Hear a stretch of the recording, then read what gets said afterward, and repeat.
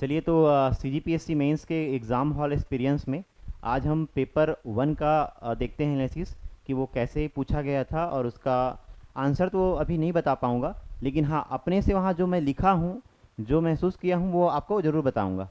चलिए देखते हैं। तो पेपर 1 इस बार का जो है वो इजी आया था, पिछले बार के कंपेयर से इजी आया था, और कुछ PYQ भी रिपीट हुए हैं। और इसमें देखें तो पंचमाक्षर किसे कहते हैं उसका उल्लेख उल्लेख कीजिए। जो पंचमाक्षर है, जो शब्दों जो वर्ग है, पंचवर्ग जो हैं, या स्पर्श व्यंजन में जो वर्ग आते हैं उसमें जो अंतिम वर्ग हैं, जैसे अंतिम वर्ग के जो वर्ण हैं, जैसे इसमें इया है, अंगा है, माँ है, न है और ना है, तो ये पंचमाक्षर कहे जाते हैं। और त वर्ग का उच्चारण स्थान पूछा है। फिर अनुनासिक किसे कहते हैं? अनुनासिक क्या है? जिसका कंठ से उच्चारण होता है वो अनुनासिक होगा। कंठ से जिसका उच्चारण हुआ होगा वो अनुनासिक में आएगा। ठीक है। आगे फिर स्वर अल्प प्राण होते हैं या महाप्राण। देखो सभी स्वर जो है अल्प प्राण होते हैं, अल्प प्राण होते हैं। फिर आगे है पुल्लिंग शब्द नहीं है, तो इसमें पुल्लिंग शब्द आपको खोजना है। लगान, मिलान, उड़ान, पान। फिर निम्नलिखित वाक्य के रेखांकित अंश में प्रयुक्त कारक को पहचानिए।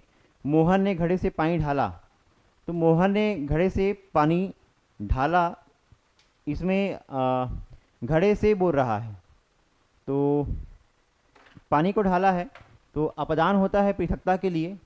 और इसको देखना पड़ेगा कि इसमें इसका सेंस क्या पूछ रहा है। फिर प्रेरणार्थक क्रिया किसे कहते हैं ये पूछा है। फिर आगे आगे हम देखें तो वाक्य में प्रयुक्त क्रिया विशेषण को पूछ रहा है। फिर अच्छा लड़का कक्षा में शांतिपूर्वक बैठता है, तो क्रिया विशेषण क्या होगा? तो क्रिया की जो विशेषता बताएगा वो क्रिया विशेषण होगा। इसमें अच्छा लड़का कक्षा में शांतिपूर्वक बैठता है, तो ये शांतिपूर्वक यहाँ पे होगा। यहाँ पे जो है ये शांतिपूर्वक जो बैठता है, तो शांतिपूर्वक क्या है? क्रिया विशेषण हो जाएगा। और निम्नलिखित शब्दों के एक पर्यायवाची शब्द लिखिए। तो सिंह का क्या रहेगा? केसरी बोल लें उसको, या सिंह को शेर बोल सकते हैं।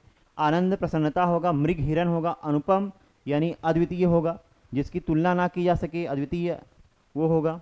फिर आगे हम देखें, निम्नलिखित शब्दों के विलोम शब्द लिखिए। तो निष्काम, निष्काम का क्या होता है? निष्काम का को होगा सकाम होगा।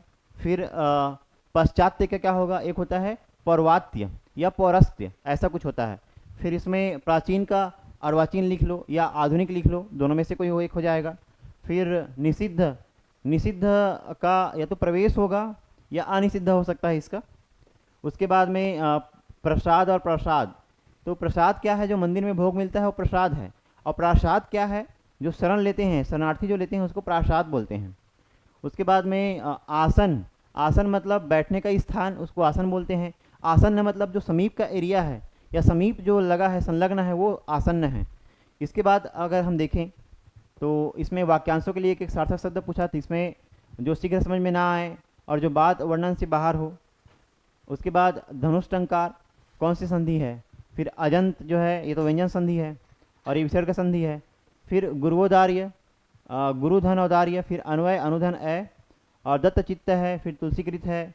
बहुब्रीहि समास का परिभाषा पूछा है इसमें। फिर इसमें तत्सम तद्भव आसरा है, आश्रय। दुबला का दुर्बल, पीठ का पृष्ठ, छाता का पता नहीं है। और इसमें तद्भव शब्द पूछा है, तो स्वामी, राजा, कार्य, कर्ण। तो स्वामी का क्या होगा? या तो साईं होगा और या तो सामी होगा। राजा का राजा ही बोल सकते हैं या राज बोल सकते हैं। उसके बाद में कार्य तो काम, कर्ण का कान। और इसमें शुद्ध रूप लिखिए तो तत्व, या तत्व में शुद्ध रूप अगर लिखना है तो इसका होगा तत्व, ऐसा होगा इसका। फिर अंताक्षरी का क्या होगा? अंत्याक्षरी। एक मिनट, हाँ, अंताक्षरी का क्या होगा? अंत्याक्षरी। उसके बाद यथेष्ट है, तो यथेष्ट होगा। फिर वाल्मीकि का ये बड़ा हो जाएगा। फिर मैं अपनी बात का स्पष्टीकरण करने के लिए तैयार हूँ। फिर श्री कृष्ण के अनोखे नाम हैं। तो श्री कृष्ण के अनेक नाम हैं, ऐसा होगा। स्पष्टीकरण देते हैं स्पष्टीकरण, ठीक है। उसके बाद में आगे हम देखते हैं, आगे है निम्नलिखित उपसर्गों के एक एक शब्द की रचना कीजिए। इसमें अच्छे से नहीं आया है लेकिन बता रहा हूँ। ये अधि है, अप है, उत है और नी है। फिर इसमें भड़ाका, गंवार, हथौड़ा, ऐसा है। फिर मुहावरों लोकोक्तियों के अर्थ लिखिए। तो इसमें क्या है, धुएं का महल खड़ा करना, फिर बछिया के ताऊ, घी भी खाओ पगड़ी भी रखो। ये थोड़ा सा टफ आया था, जो वहाँ पर मैं भी इसको सोच रहा था कैसे बनेगा, पर बना नहीं। फिर तीन में न तेरह, मृदंग न बजाए डेरे में। फिर ये the modern vernacular literature of Hindustan की इतिहास किसने लिखा है, तो ये जो गारसा दत्तासी है उन्होंने लिखा था। फिर इन साहित्य के स्वर्ण युग के बारे में संक्षिप्त, तो भक्ति काल को पूछ रहा है। फिर पुनर्जागरण काल, यही भक्ति काल है। फिर 14वीं सदी के मध्य से 17वीं सदी के मध्य तक के कालखंड को हिंदी साहित्य के इतिहास में किस नाम से जाना जाता है। फिर भक्ति काल को ही बहुत सारे क्वेश्चन इस बार भक्ति काल से ही पूछे गए थे, तो भक्ति काल का वेटेज इस बार रहा है। और हो सकता है अगले बार वो वीरगाथा काल या किसी और को दे दे। फिर इसमें रचनाकारों के नाम, रोशनी का घोषणा पत्र, नौकर की कमीज। तो नौकर की कमीज तो सबको पता है कि ये विनोद कुमार शुक्ल जी का है रचना जो है। फिर दीना के अंजोर, शिव शंकर शुक्ल की रचना है दीना के अंजोर। फिर आगे इसमें है गुलशेर खां सानी की रचना लिखिए। फिर माधवराव सप्रे, एक टोकरी भर मिट्टी है इसमें। नारायण लाल परमार जो है वो बाल गीत लिखते हैं। फिर आगे देखें तो इसमें गद्यांश का सार लगभग 21 शब्दों में लिखिए। तो ये गद्यांश है, इसको थोड़ा सा इसमें विश्लेषण था थोड़ा सा, क्योंकि देखो यहाँ पे लिखा है रेखांकित पंक्ति की व्याख्या लगभग 100 शब्दों में कीजिए। और देहबद्ध आत्मा क्या है, हालांकि ये एक दो बार पढ़ने से बन जाता है, ठीक है। फिर आगे देखते हैं, पत्र के महत्व को बताते हुए अपने पिताजी को पत्र लिखिए। तो ये इजी था। उसके बाद में परिपत्र और प्रपत्र आया था। फिर विवरणात्मक प्रतिवेदन किसे कहते हैं ये आया था। उसमें आपको रिपोर्ट लिखना था।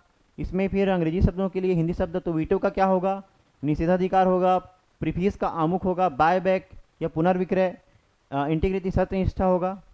तुलसी एक महान कवि थे, तो ये थोड़ा सा आपको अनुवाद करना पड़ेगा। फिर आगे सामान्य इंग्लिश का हम देखेंगे, अगले वीडियो में देखते हैं। तो फिर तब तक के लिए बने रहिए मेरे यूट्यूब चैनल के साथ में। Thank you.